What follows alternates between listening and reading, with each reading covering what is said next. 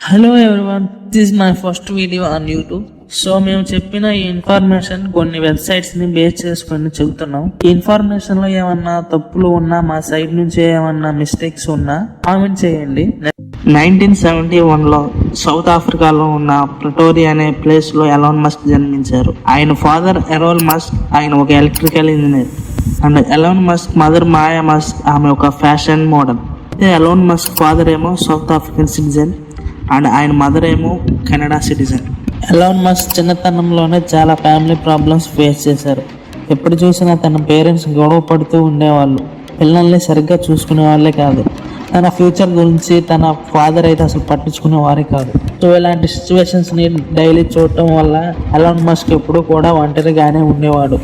ఫైనల్గా తన 9 years ఏజ్లో తన పేరెంట్స్ విడాకులు తీసుకుని విడిపోయారు.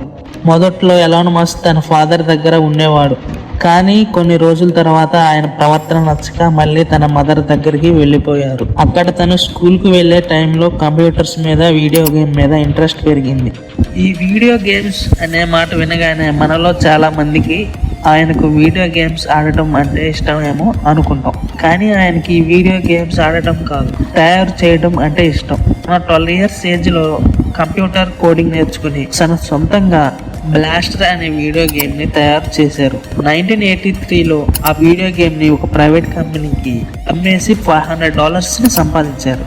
12 years ఏజ్లో కుర్రాడు $500 సంపాదించడం అంటే మామూలు విషయం కాదు. ఫైనల్గా తన స్కూలింగ్ కంప్లీట్ చేసుకున్న తర్వాత తన మదర్ ఒక కెనడా సిటిజన్ కాబట్టి ఎలాన్ మస్క్ కూడా కెనడా పాస్పోర్ట్ అప్లై చేసి ఫైనల్గా 1989లో తను కూడా కెనడా వెళ్ళిపోయారు. అక్కడ కొన్ని రోజులు ఉన్న తర్వాత గ్రాడ్యుయేషన్ కంప్లీట్ చేయడానికి అమెరికా వెళ్ళారు. ఫైనల్గా 1995లో ఫిజిక్స్ అండ్ ఎకనామిక్స్లో గ్రాడ్యుయేషన్ కంప్లీట్ చేసుకున్న తర్వాత Elon Musk, Kimbal and Chris Kouri అనే 2 వ్యక్తులతో కలిసి తన జీవితంలో మొట్టమొదటి కంపెనీ స్టార్ట్ చేశారు. అదే Zip2. ఈ కంపెనీ చేసే బిజినెస్ ఏంటంటే మనం కొత్త ప్లేసెస్కి వెళ్ళాలి అంటే ప్రజెంట్ అయితే మనం గూగుల్ మ్యాప్స్లో చూసుకుని అక్కడికి ఎలా వెళ్ళాలి అని చూసుకుంటున్నాం. కానీ 1995 టైంలో గూగుల్ మ్యాప్స్ ఉండేవి కాదు. సో అప్పట్లో ఎలాన్ మస్క్ ఈ Zip2 అనే కంపెనీ ద్వారా ఇంటర్నెట్ సిటీ గైడ్ని డెవలప్ చేశారు. అమెరికాలో ఉన్న ఏదైనా ప్లేస్కి వెళ్ళాలి అంటే అక్కడికి ఎలా వెళ్ళాలి, అక్కడ ఎలా స్టే చేయాలి అనే ఇన్ఫర్మేషన్తో పాటు రూట్ మ్యాప్ కూడా ఈ కంపెనీ ఇంటర్నెట్ ద్వారా ప్రొవైడ్ చేస్తుంది. అండ్ ఈ వెబ్సైట్ని కంప్లీట్గా ఎలాన్ మస్కే డెవలప్ చేశారు. అంటే మీరే ఒకసారి ఆలోచించండి, గూగుల్ మ్యాప్స్ రాకముందే ఎలాన్ మస్క్ దానికి సిమిలర్గా ఒక కంపెనీని స్థాపించారు. ఫైనల్గా 1999లో కాంపాక్ట్ కంప్యూటర్ కార్పొరేషన్ అనే కంపెనీ Zip2ని $307 million కొనేసింది.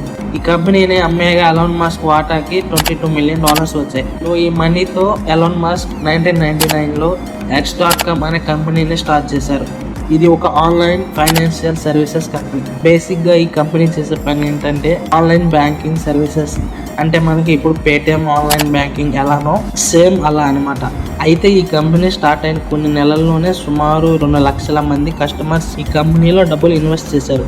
అయితే దీనికి రీజన్ ఏంటంటే ఈ కంపెనీలో అకౌంట్ ఓపెన్ చేసిన వాళ్ళ ఫ్రెండ్స్ని రిఫర్ చేస్తే వాళ్ళకి $10 to $20 బోనస్గా అనౌన్స్ చేశారు.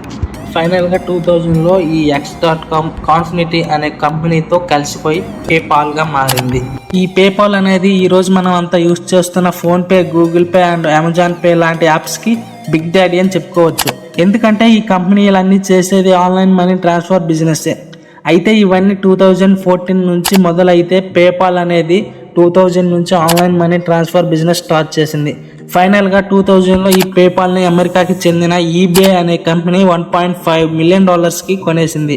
ఈ పేపాల్ కంపెనీ సేల్ చేసే టైంకి ఆ కంపెనీలో లార్జెస్ట్ షేర్ హోల్డర్ ఎలాన్ మస్కే. సో దీని ద్వారా ఎలాన్ మస్క్ సుమారు $180 million వరకు వచ్చాయి.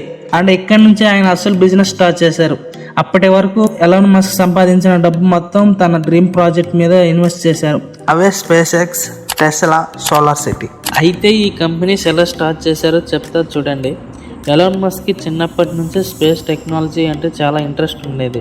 సో దాని గురించి తెలుసుకోవడానికి ఆయన పేపాల్లో పనిచేసేటప్పుడు అమెరికాలో ఉన్న మార్స్ సొసైటీ అనే ఒక నాన్ ప్రాఫిటబుల్ ఆర్గనైజేషన్లో జాయిన్ అయ్యారు. ఇది ఒక స్పేస్ రీసెర్చర్స్ కమ్యూనిటీ. ఇక్కడ స్పేస్ టెక్నాలజీ మీద పనిచేసే సైంటిస్ట్ రీసెర్చర్స్ ఉంటారు. సో ఆయన అక్కడ ఎక్స్పీరియన్స్తో స్పేస్ పైకి ఒక రాకెట్ పంపించాలని డిసైడ్ అయ్యారు. ఆ రాకెట్ కొనడానికి రష్యా వెళ్తే ఎలాన్ మస్క్ ఐడియాలజీ చూసి పెద్ద పెద్ద గవర్నమెంట్ ఏజెన్సీస్ చేయలేని పని నువ్వు ఎలా చేస్తావని రష్యా ఎలాన్ మస్క్కి రాకెట్ అమ్మటానికి ఒప్పుకోలేదు. సో కొన్ని రోజుల తర్వాత ఇన్క్యూటెల్ అనే ఒక పెద్ద కంపెనీ ప్రెసిడెంట్ అయిన మైక్ జిఫ్రెన్ అనే ఒక వ్యక్తిని తీసుకుని 2002లో ఎలాన్ మస్క్ రాకెట్ కొనడానికి మళ్ళీ రష్యా వెళ్ళారు. ఈసారి రష్యా రాకెట్స్ అమ్మటానికి ఒప్పుకుంది, కానీ ప్రైస్ మాత్రం చాలా ఎక్కువ చెప్పింది. అంటే ఒక్కొక్క రాకెట్కి ఎలాన్ మస్క్ $8 మిలియన్ పే చేయాలి. సో ఇది చూసిన ఎలాన్ మస్క్ ఒక డెసిషన్ తీసుకున్నారు. ఆయన తీసుకున్న ఆ డెసిషన్ ఈరోజు ప్రపంచ స్పేస్ టెక్నాలజీ చరిత్రలో ఒక కొత్త చాప్టర్ని క్రియేట్ చేసింది. అదే space X.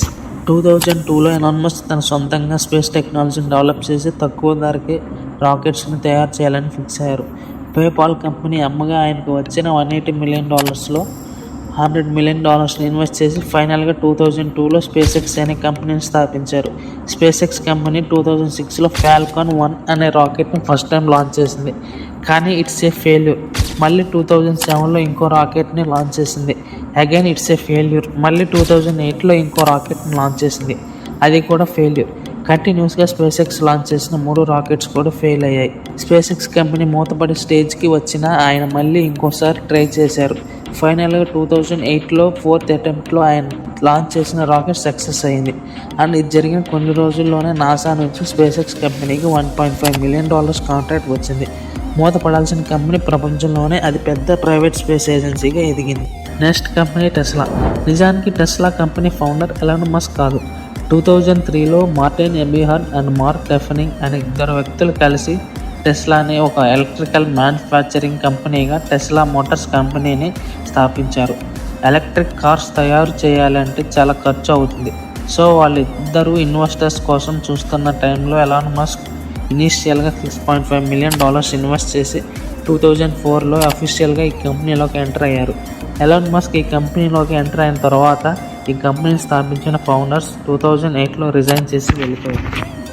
My dear friends, ఇక్కడ వరకు ఈ వీడియో చూసారంటే వీడియో మీకు నచ్చిందని అనుకుంటున్నాం. ఇలాంటి బిజినెస్ కేస్ స్టడీస్ కోసం మన ఈ వాయిస్ ఆఫ్ తెలుగు కంటెంట్స్ ఛానల్ని సబ్స్క్రైబ్ చేయండి.